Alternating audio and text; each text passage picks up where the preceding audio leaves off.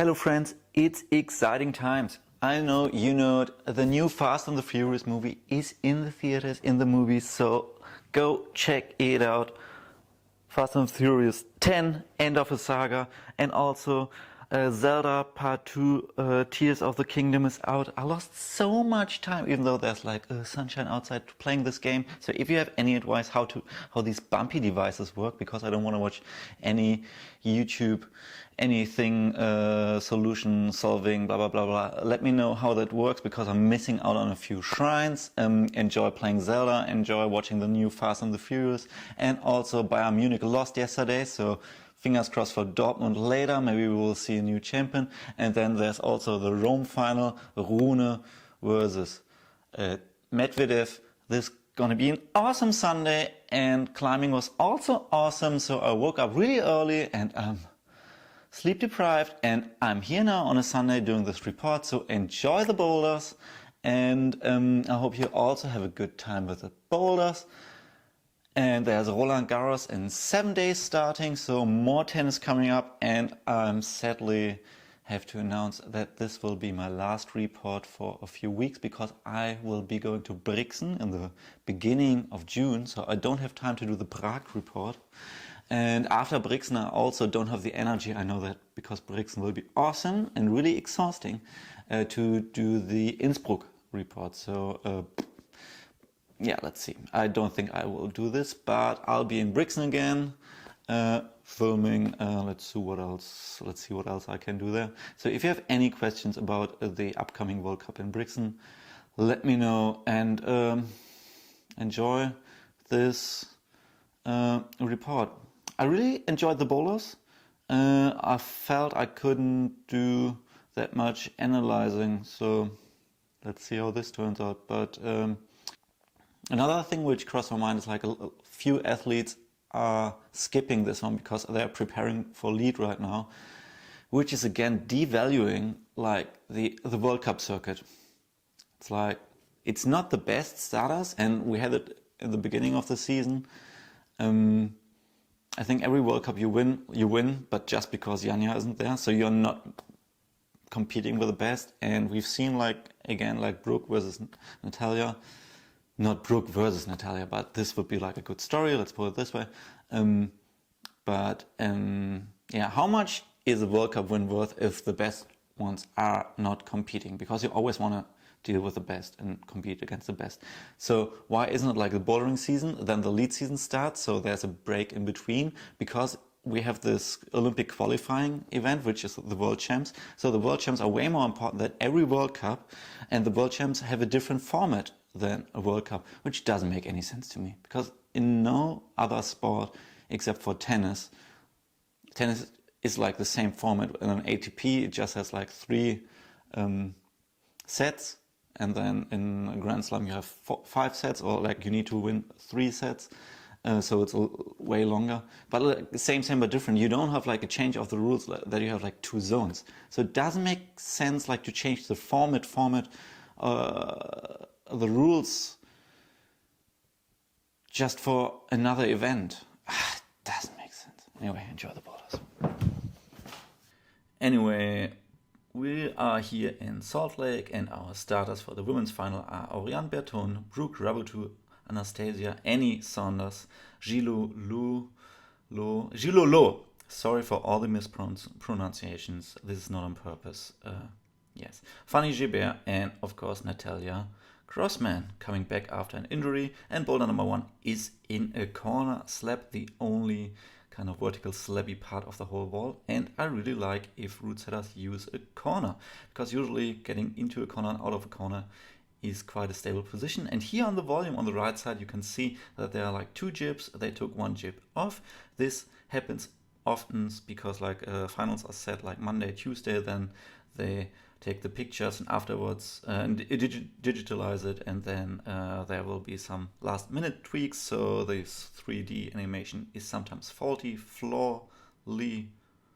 not flawless. Anyway, going into the corner, Oriane, and maybe they should have taken this jib off, because like pushing into the corner you didn't really need it, but you needed the foot jib, which Oriane uses for her left foot, and this yeah, going into the corner was possible without the foot chip, but getting to the zone, which is actually the left lower volume there, the gray one, was not that easy. Oriane tried to sink down with her hand first, but it's a little bit stuck with a hand swap. And now, yeah, she uses it to bump lower, maybe switch feet. Left foot is up, slips off the wall. And this was quite a tricky situation section.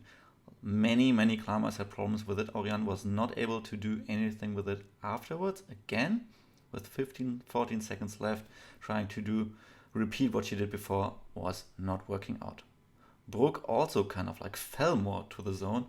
Then she stepped out with her left foot first and tried to go over. Also really interesting. It worked out in the end with only 20 seconds left. This was a little bit unfortunate. Yeah, she needed to use it, so she crossed under to reposition her feet. And what they said on the stream was that the right hand panel where Brooke has her right hand was freshly painted, so it doesn't have that much friction anymore. And unfortunately, Brooke fell on her way to the top. Fanny Gibert, again here in the finals, also fell, unfortunately. And you always needed to keep your hip like really close to the wall. With a drop knee, it was a little bit easier. We can see that here. But then you still had to do this gnarly foot swap, which wasn't as easy. And apparently, like the zone volume, I would have loved to touch it because, yeah, it looks way easier. It looks really deceiving. So no one did it. Brooke was really like the closest competitor so far, coming out Natalia Grossman in her first attempt, called a flash attempt. Her hip is really close to the wall. You can see that here with the drop knee again, matching hands. Yeah, we can't see really what's happening here, but the foot swap kind of happened. And if you think the US starters have an advantage because they know the wall, this is not the case. The wall gets separately like only built for this occasion, for the World Cup. Like in their TC training center, they have different other walls. Yeah, Natalia again crimping what shouldn't be able to crimp, like the edge of the volume, then using the left foothold, being able to push her hip over and pull her hip over to the left. The only starter to climb boulder number 1 is slab, and there are good slab climbers. Fanny Gibert, Oriane Berton, and Brooke Rabatou, also really good climbers on slab and on vertical movements. So this was impressive, and I think a signal for the others. Okay, I'm back, and yeah, please give me the gold medal here in front of my hometown crowd. Coming in with boulder number 2, I think one of my favorite boulders. Even though it started with a jump and finished with a jump, and the really uncomfortable climbing position in the middle didn't have any separation, any split. We were only seeing splits and separations with the first jump and the last jump. Oriane jumping out, facing the crowd, turning mid-jump, mid-air, in the air, 180 degrees. And then this section here, yeah, you kind of had to move your feet really high and then push underneath this volume, find a position. And as awkward as it seems, yeah, they had to fight a lot, but no one fell to the zone, or yeah, like on the zone, let's put it this way.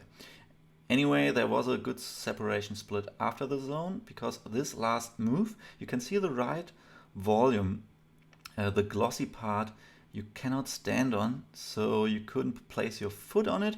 You kind of had to do this ninja kick over to the right, pendulum with your foot. We will take a look at this in another second again. Brooke Rabatou coming up next, and she tried to climb, yeah, she didn't turn, so she jumped face outwards and caught the jump. Also possible, really nice to have something going on and to see some progress.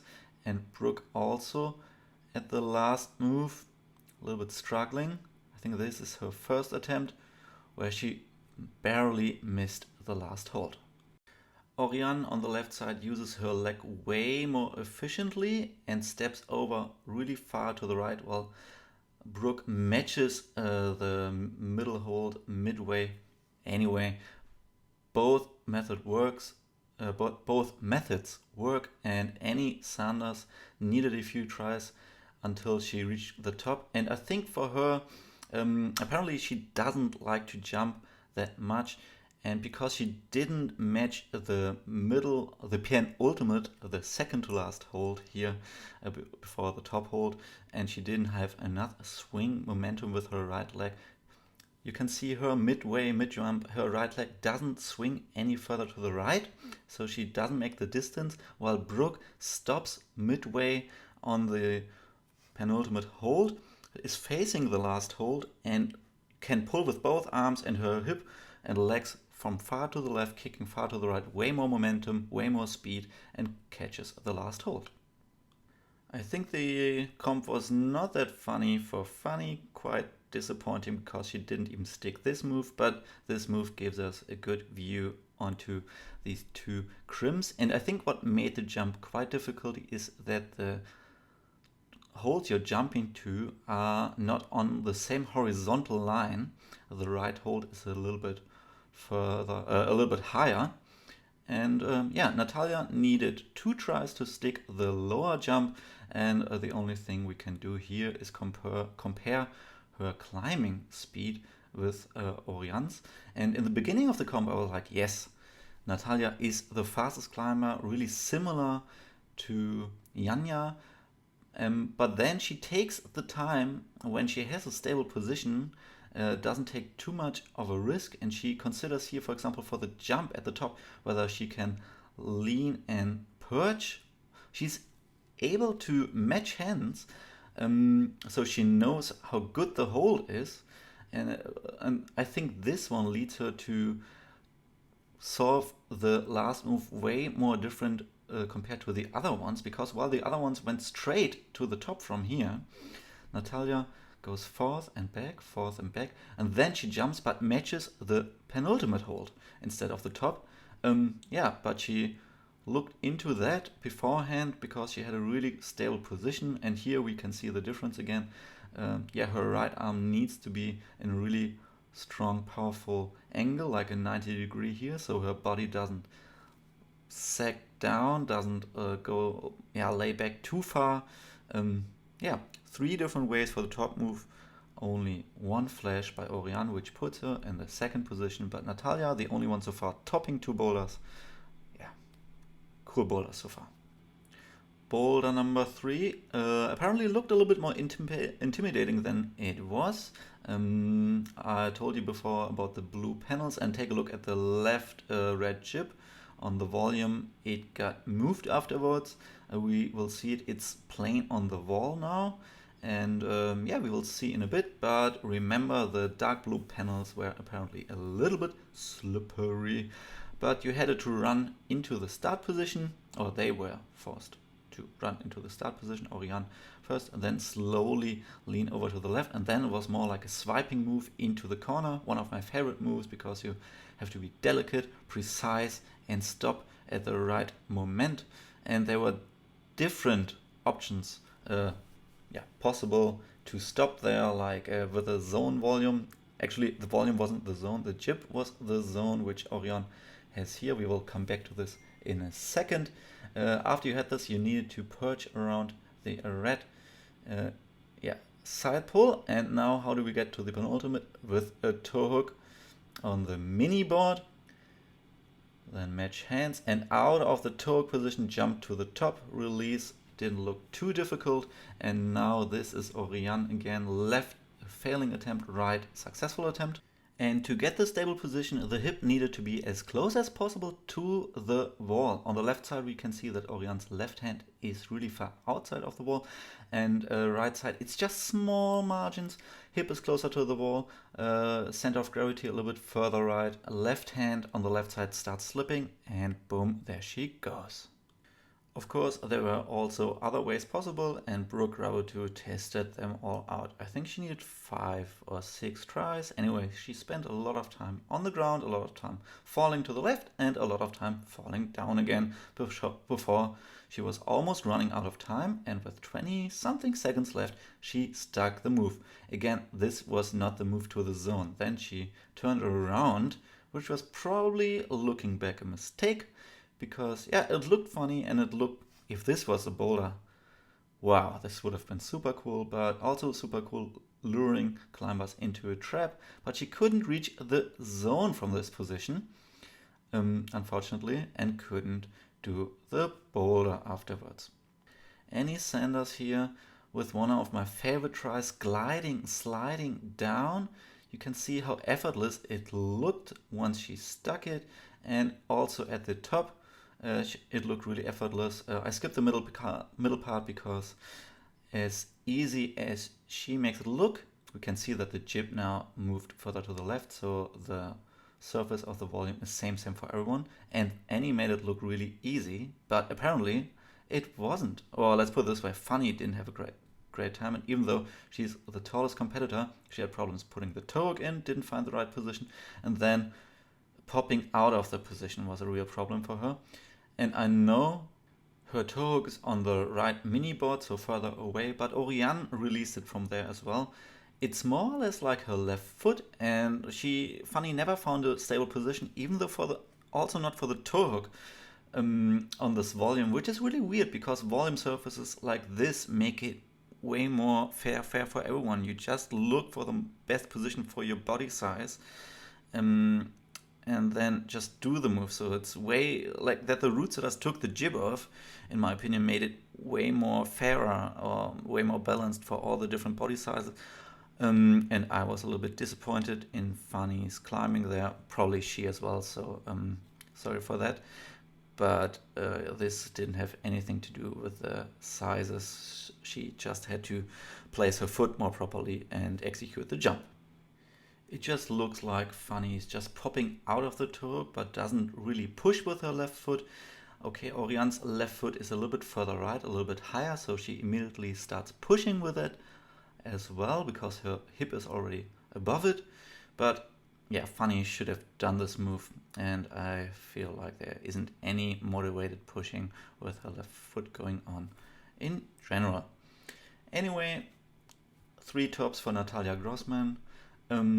Going into the last boulder, we already have a nice split: 3 tops, 2 tops, 1 top, 1 top, 1 top, and unfortunately 0 tops for Fanny going into the last boulder.